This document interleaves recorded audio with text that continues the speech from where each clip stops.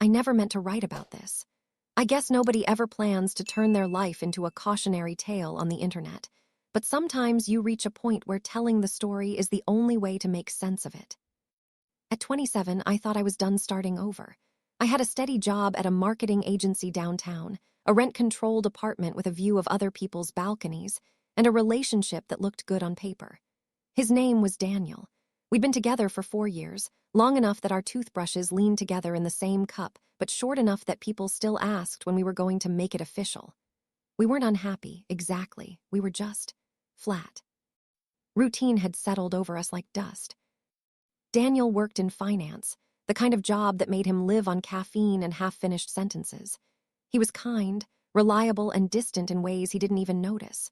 We talked mostly about logistics, bills, groceries, who would pick up the dry cleaning. Every now and then he'd kiss my forehead and tell me I was beautiful in that distracted way that feels more like a reflex than affection. I told myself it was fine. I told myself this was adulthood, comfort instead of fireworks. Then I met Ryan. It started at a client meeting. He was new to the firm that handled our ad campaigns, younger than Daniel, but with the kind of confidence that fills a room quietly rather than loudly. He had this way of listening that made you feel like every word mattered. The first time we spoke, it was about nothing important, color palettes, deadlines, but I walked away feeling a little unsteady, like I'd forgotten something behind. I ignored it at first. Attraction happens, it doesn't have to mean anything. But then came the follow-up calls, the late emails, the quick coffee breaks that turned into real conversations. He told me about moving to the city after his father died, about trying to build a life that felt like his own. I told him things I hadn't told Daniel in years. He remembered small details, my favorite author, the way I took my coffee, and it felt like being seen after standing in the dark too long.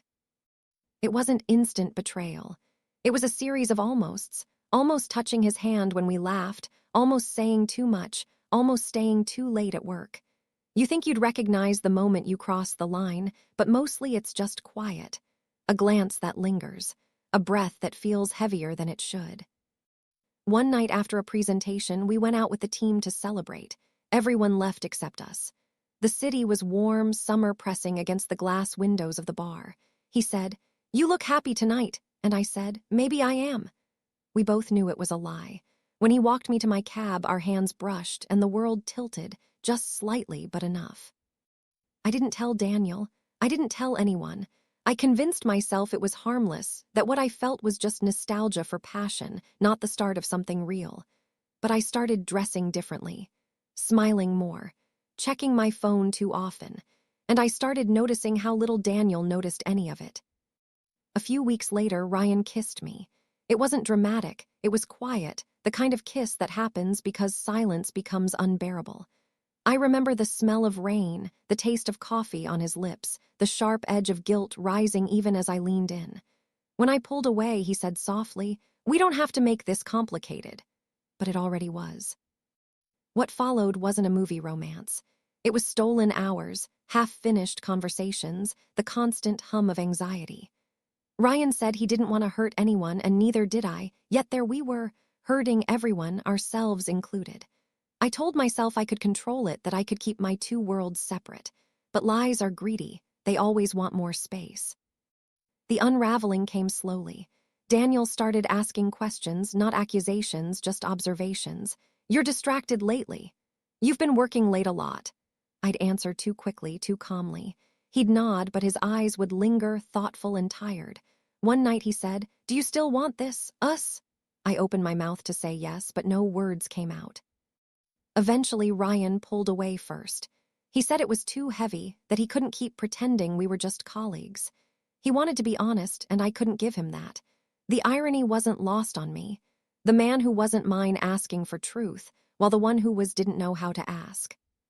When it ended, both of them slipped from my life in different ways. Ryan stopped calling. Daniel moved out 2 months later after finding the messages I hadn't deleted. The apartment felt cavernous without their voices, without the illusion of stability I'd built around them. For weeks, I lived in that echo, ashamed, relieved, grieving for two people at once. Healing wasn't cinematic. It was grocery lists, therapy appointments, long walks through the city trying to remember who I was before I became someone else's mistake. It was learning that forgiveness isn't a door someone opens for you.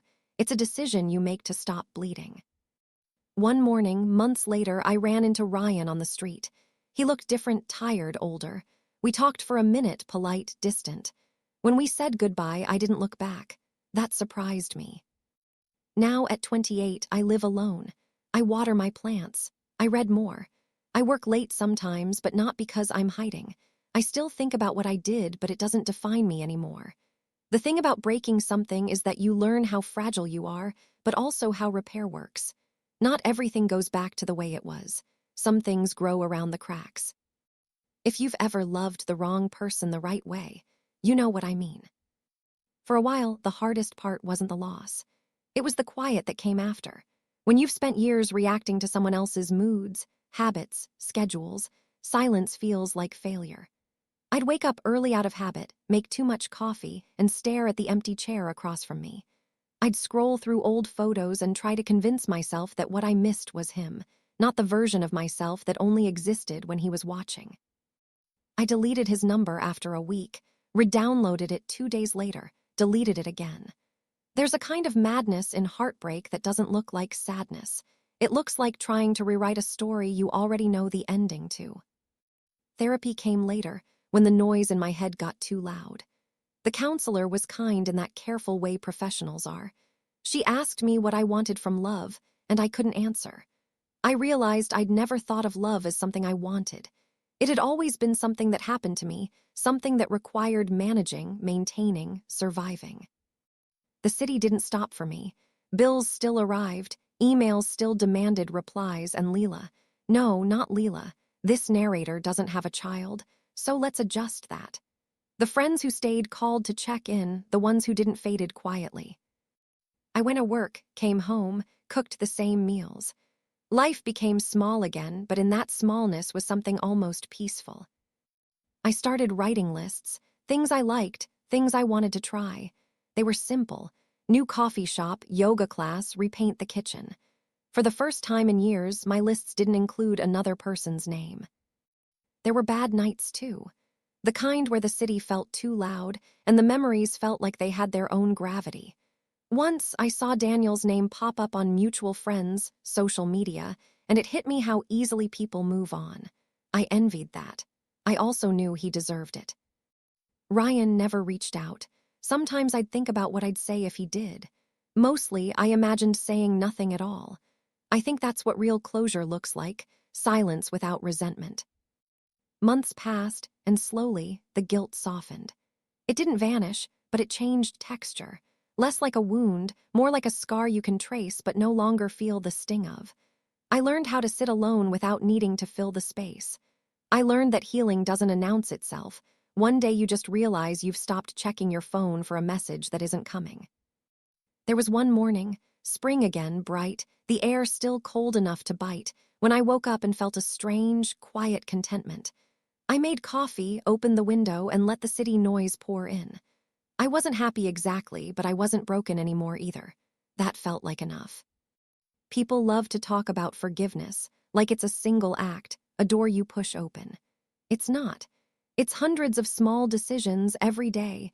To not text him, to not punish yourself, to not hold on to a story that already ended. By the end of that year, I'd started dating again, slowly, carefully. Nothing serious. Just dinners, laughter, small reminders that connection doesn't have to come with destruction. But even if love finds me again, I know I'll never be that version of myself who believed that being chosen was the same thing as being safe. I think the truth is, love doesn't save you. You save yourself, and then love becomes something that adds to your life instead of consuming it. By the time summer came around, I'd stopped thinking in terms of before and after. I just started living in the middle, the part where things were ordinary again. I'd go for runs along the river on Sundays, stop by the same cafe every morning before work, learn the faces of the regulars without learning their names. It was on one of those mornings that I met Ben. Not met in the dramatic sense, there was no movie moment, no spilled coffee or instant spark. He was just there, sitting in the corner of the cafe with a notebook and an old camera, and one day when I couldn't find a table, he looked up and said, "You can sit here if you don't mind a little mess." I sat. We talked a bit about the weather, the pastries, the barista who always played the same 3 songs on repeat. He had an easy way of speaking, like he wasn't trying to impress anyone. I liked that. I liked how he paused before answering questions, like he actually thought about what to say. The next morning he was there again, and so was I. It wasn't planned, but it started to feel like a ritual. We share a table, exchange a few words, then go our separate ways. It was light, harmless, unassuming, the opposite of everything that had come before. Weeks passed before I learned much about him. He worked as a freelance photographer, lived a few blocks away, grew up in a small coastal town. He asked about my job, my apartment, my favorite places in the city. I told him enough to be honest, but not enough to be vulnerable. Not yet. One morning he said, "You always look like you're about to leave, even when you're sitting still." I didn't know how to respond, so I just laughed. But the words stayed with me. He wasn't wrong. I'd built an entire personality around being ready to run. It wasn't romantic at first, just comfortable. We started bumping into each other outside the cafe, then grabbing lunch, then going for walks after work. There was no chase, no tension. It felt almost suspiciously calm, like I kept waiting for the plot twist, but none came. He didn't make big promises. He didn't ask for more than I could give. Once, after I mentioned my past relationship, careful, vague, without names, he said quietly, "It's okay. You don't have to turn every story into a confession." That line broke something open in me. For the first time, I realized how much I'd been carrying, how used I was to explaining myself, justifying my scars as though they needed an audience. When he kissed me for the first time, it didn't feel like falling. It felt like coming up for air. Still, part of me didn't trust it. I'd wake up next to him and think, this is temporary. I'd wait for the familiar signs, distance, avoidance, the creeping doubt. But they never came. He was steady in a way that wasn't boring, patient in a way that wasn't performative. There was a night, months later, when I told him everything. About Daniel, about Ryan, about the guilt that sometimes still woke me up at 3 a.m. He didn't interrupt. He didn't tell me it was okay. When I finished, he just said, "You learned. That's what matters." It wasn't forgiveness I felt then. It was something quieter, a kind of acceptance that didn't depend on being absolved. We didn't move in together or talk about forever. We just kept showing up day after day. That was enough. Sometimes, when I look back at the woman I was, the one who believed love had to hurt to feel real, I want to reach into that past and tell her, you don't have to burn to be seen. Life isn't a straight line. It's a series of circles, patterns you repeat until you learn how to step out of them. I'm still learning. Maybe I always will be. But now, when I wake up, the first thing I feel isn't guilt or emptiness. It's peace. Small, imperfect, but mine. And sometimes, that's all the redemption you get, and all the redemption you need. It's strange how life reshapes itself when you stop gripping it so tightly. I used to think healing meant erasing everything that hurt, cutting out the bad memories like stitches. But I've realized it's more about weaving them in, letting the pain become part of the pattern instead of pretending it never happened. A year after meeting Ben, I moved apartments. Not far, just a few streets over, but it felt like crossing a threshold. The new place was smaller, brighter, quieter. I painted the walls a soft gray, bought secondhand furniture, hung photos of places I wanted to visit someday. It wasn't a fresh start so much as a continuation, a softer chapter, one that didn't need an audience. Ben helped me move. He didn't make it a grand gesture. He just showed up with coffee and a truck, rolled up his sleeves, and started carrying boxes. There was a moment when he was standing by the window holding a stack of my old books. Sunlight cutting through the dust in the air when I thought, so this is what it feels like, the opposite of chaos. We never talked about the future in absolutes. There was no forever, no always. We both knew life had already taught us how fragile those words could be. Instead, we talked about next weekend, about dinner plans, about movies we wanted to see. We kept things real, grounded. Sometimes I'd still wake up with that ache in my chest, the kind that has no single cause. Just the weight of remembering who you used to be. On those mornings, I'd sit by the window with my coffee and let myself feel it. I didn't try to fix it anymore. I think that's what growth looks like, learning that not every feeling is a problem to solve. Ben never tried to save me. He just saw me, even in the moments I was quiet or distant or unsure. Once, when I told him I felt guilty for still carrying parts of my old life inside me, he said, "You can't build something new if you pretend you never lived in the old house." That line stayed with me for months, maybe still does. One evening, about 2 years after we first met, we went to a friend's rooftop party. The air was heavy with summer heat, the city buzzing below us. I remember leaning against the railing, watching the skyline, and realizing I didn't feel small anymore. I used to think love had to consume me to mean anything. Now, it felt like it was giving me space, room to breathe, to exist as myself. Ben came up behind me, slipped his hand into mine, and said, "You look like you're thinking about running again." I laughed, not running, just remembering. He nodded like he understood. Maybe he did. We didn't stay late. We walked home through the city, our hands brushing, the kind of silence between us that felt easy. The streetlights reflected in the puddles from an earlier rain, and I thought about how much of life is just repetition, pain, healing, quiet, then love again. You just keep going. That night, lying in bed, I realized something that still makes me catch my breath. I wasn't waiting for the next heartbreak anymore. For the first time since I was 16, my life wasn't something I was surviving. It was something I was living. And maybe that's what hope really is, not the belief that everything will be perfect, but the quiet decision to stay open anyway. To keep trying, even after the world has shown you every reason not to. I think about my younger self sometimes. The girl who fell too fast, trusted too easily, mistook attention for affection. I don't resent her anymore. She was doing her best with what she knew. Every mistake she made, every wrong turn, they all led here. To this quiet apartment, this steady love, this small but certain peace. The other night, I found an old photo, me at 19, holding my camera, laughing at something out of frame. I barely recognized her. Not because she looked different, but because she didn't know yet that her heart would be broken or that she'd survive it. I wanted to tell her that she would. That someday she'd wake up in a city apartment with morning light spilling through the curtains and realize she's okay. Not healed in the cinematic sense, not triumphant, just okay. And honestly, that's the most hopeful ending I could have ever imagined. Because being okay, after everything, is its own kind of miracle. Years pass quietly when you finally stop chasing what hurt you. Sometimes, I think about how time doesn't really heal. It just rearranges the pain until it fits differently inside you. You stop noticing its weight every day, but you still feel its outline when you move in certain ways, when someone new touches you in a familiar place, when you hear a song that used to mean something. Healing isn't about removing the scar. It's about learning to live with it without flinching. Ben and I are still together, though not in the way that would make sense to the person I used to be. There are no promises of forever, no constant reassurance. We don't orbit each other, we walk side by side. I used to think love had to be consuming, that if it didn't burn, it wasn't real.